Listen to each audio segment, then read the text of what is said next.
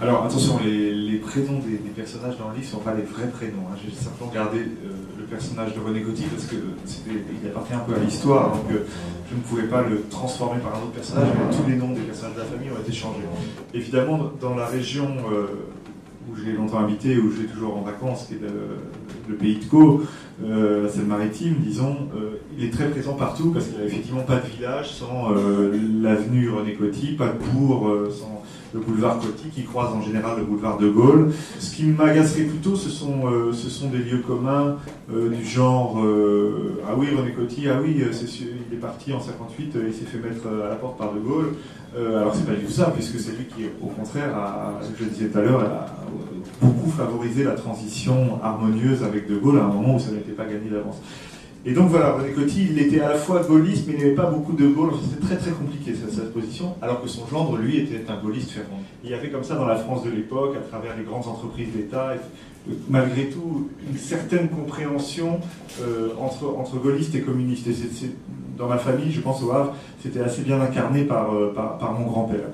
C'est amusant d'ailleurs parce que c'est le maire du Havre actuel que je connais, qui s'appelle Antoine Ruffnac, qui a commencé par être le suppléant de mon grand-père comme député du Havre, et qui m'expliquait que mon grand-père lui disait, puisque le Havre est une grande ville ouvrière, cher Antoine Ruffnac, qui sortait de l'ENA, qui est mon suppléant, vous serez certainement député dans quelques années, vous serez même probablement ministre, vous serez peut-être président de la République. Après tout, le Havre en a déjà donné deux, Félix Faure et René Coty. Mais il y a une chose que vous ne serez jamais, c'est maire du Havre.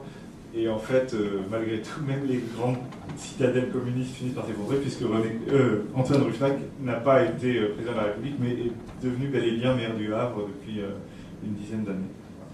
Mais René Coty a une nouvelle heure de gloire qui a commencé il y a à peu près 2 ans, grâce au film OSS 117, dans lequel l'agent secret ridicule mais très drôle, joué par Jean Dujardin, distribue partout la carte postale du président Coty au cours de son enquête. Voilà.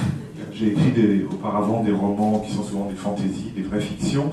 Là, j'avais envie d'écrire un livre qui soit le plus proche possible d'une partie, en tout cas, de l'histoire de ma famille, telle que je l'ai vécue, puisque il y avait dans l'histoire de cette famille cet épisode de l'Élysée dans les années 50 qui avait été assez marquant et même d'une certaine façon assez troublant. C'est pour ça que je pensais que ça valait la peine d'en faire un roman, parce que quand René Coty, donc en décembre 1953, a été élu un peu à la surprise générale président de la République, ces petites filles, dont ma mère fait partie, ces fameuses cousines, ces 9 cousines, qui avaient toutes entre 15 et 25 ans, se sont trouvées tout d'un coup, du jour au lendemain, sous les feux des projecteurs, et sont restées pendant 5 ans à la une de ce qu'on n'appelait pas encore la presse people, mais c'était un peu la même chose. Hein. Il y avait Jour de France, il y avait Radar, il y avait des quantités de magazines, dont certains existent encore. Et donc, ce qui m'intéressait dans cette histoire, ça n'est pas simplement de raconter comme ça une espèce d'heure de gloire qui arrive comme ça dans une famille. C'est au contraire le fait qu'elles ont plutôt mal vécu ce moment un peu extraordinaire, et qu'elles ont ensuite passé une partie de leur vie à vouloir un petit peu oublier, éloigner d'elles cet épisode de l'Élysée, comme si elles avaient été empêchées de mener une vie normale.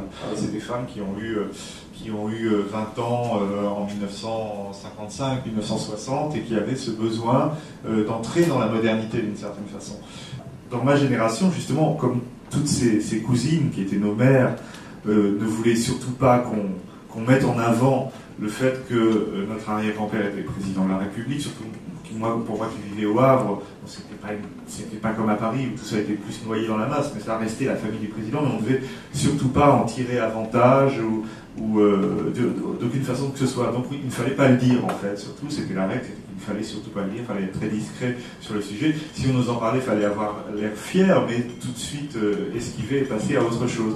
Et donc une de mes cousines qui avait le goût des jeux de mots et des anagrammes, quand elle parlait du grand-père Coty, disait le grand picotaire, ce qui était très joli parce que ça fait un peu nom d'animal exotique.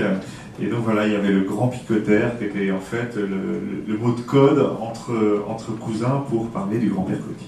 Si vous voulez, j'explique comme ça, c'est-à-dire que les cousines, justement, quand leur grand-père était donc à l'Élysée, il était tellement l'homme important de la famille, l'homme solennel, l'incarnation de la rigueur et de la droiture, qu'elles avaient besoin de se défouler.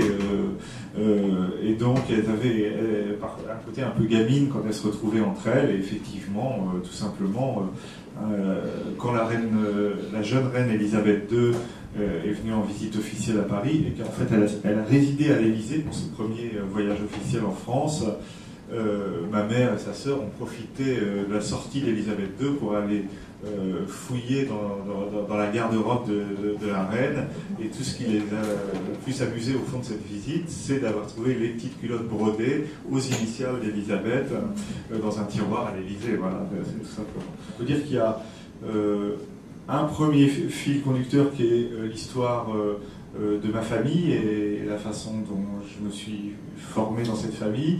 Il y a un deuxième fil conducteur qui est la transformation de la société française et de la bourgeoisie pendant une cinquantaine d'années.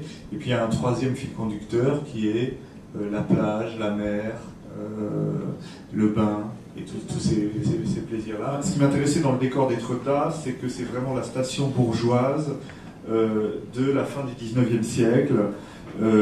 Et moi, c'est une époque qui m'a toujours un peu fasciné, cette fin du 19e siècle parisien, avec la naissance de l'impressionnisme, avec l'art nouveau, avec les débuts de la musique moderne, Offenbach, Fauré, Saint-Saëns, etc. Tout ce que j'aime dans l'art, au fond, se rattache souvent à cette époque-là, y compris les écrivains, puisque moi, dans mes dieux littéraires, si je peux dire, il y a quand même Guy de Maupassant, qui a lui-même grandi à Étretat, en étant à moitié d'une famille parisienne. C'était devenu quasiment le jardin de Paris. C'est-à-dire que toutes ces stations du pays de Caux, entre Le Havre et Dieppe, n'étaient quasiment peuplées que de Parisiens qui faisaient construire des villas extravagantes. Et donc on avait une espèce de migration continue entre le milieu artistique parisien et la côte normande qui, moi, m'a toujours un peu fait rêver. J'adore les bains de mer, j'adore les plages parce que c'est un lieu où l'humanité est un peu réduite à sa plus simple expression, en maillot de bain, et c'est un lieu d'observation que j'adore sur la vie, sur les comportements. Donc dans ce livre, il y a beaucoup de petits croquis, un peu à la Eugène Boudin, vous savez, quand il peignait les baigneurs sur la plage de Trouville. Moi, j'essaie de faire des scènes sur la plage d'Étretat, de reconstituer le décor, de montrer comment il se transforme aussi au fil du temps. Et il y avait donc sur les plages d'Étretat toujours cet alignement de cabines au sommet de la pente de galets, et puis devant les cabines, les périssoirs, ces petits bateaux allongés qu'on faisait glisser sur les galets pour partir pagayer en mer et aller sur les plages voisines qui ne sont accessibles que par bateau. Et c'est simplement quand je suis monté à Paris, comme beaucoup d'autres, faire mes études, que tout d'un coup j'ai découvert dans une espèce d'illumination que la côte normande était merveilleuse, que j'adorais les bains d'eau froide, que l'eau d'Étretat était claire, transparente et idéale pour le bain, parce que il n'y a pas la grande barre de l'Atlantique à Étretat. Quand c'est déchaîné, c'est très dangereux, mais quand ça se calme, c'est comme une grande piscine merveilleuse, toute claire, qui ne dépasse jamais les 18 degrés, je vous rassure. Ici non plus, voilà. Pareil. Mais là, ce qui m'intéressait dans ce livre-là, si vous voulez, c'était de confronter un décor qui change très peu, qui est celui de la plage d'Étretat, entre ces deux arches de falaise, avec ces galets, ces villas, tout ça est presque immuable.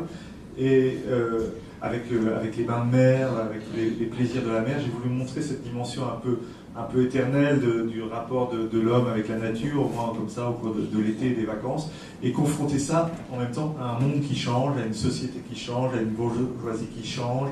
Et donc j'essaie de montrer qu'au fond, derrière cette bourgeoisie qu'on a tellement critiquée, il y a un art de vivre, et que d'ailleurs, la bourgeoisie est d'autant plus intéressante que c'est elle-même qui s'est le plus critiquée. C'est une classe sociale qui a inventé l'autodénigrement d'une certaine façon. C'est un peu la provocation ce livre parce que je suis pas du tout non plus, je n'idolâtre pas l'ancienne bourgeoisie, je vois tous ses défauts, mais en même temps ça m'amuse d'aller d'aller à contre-courant, j'aime bien faire ça, c'est vrai, je dois avoir cette tournure d'esprit un peu contradictoire, mais c'est vrai que oui, j'ai plutôt un tempérament nostalgique, et je ne m'en cache pas, et après tout, il me semble que chez les écrivains, chez les poètes, chez les romanciers, la nostalgie est quelque chose d'assez répandu. Il doit y avoir un rapport, peut-être même, entre le désir d'écrire, la volonté de fixer des moments du temps passé ou du présent qui est en train de nous échapper, et une certaine propension à la nostalgie. À mon avis, la nostalgie est un sentiment littéraire. Et j'aime bien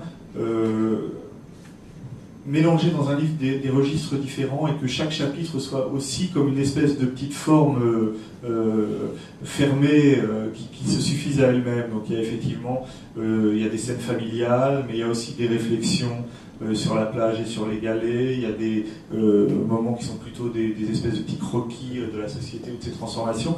Et le livre est comme ça, toute une espèce d'agencement de ces passages entre eux, avec toujours un petit peu cette règle que chacun des chapitres doit pouvoir se lire presque sans avoir lu les autres. Il y a des écrivains magnifiques qui ont une prose lyrique, abondante, une espèce de style qu'on admire pour lui-même, comme ça. Moi, mon idéal, c'est presque que le style s'efface, qu'il n'ait l'air de rien et qu'il disparaisse un petit peu sous ce qu'il est en train de nous raconter.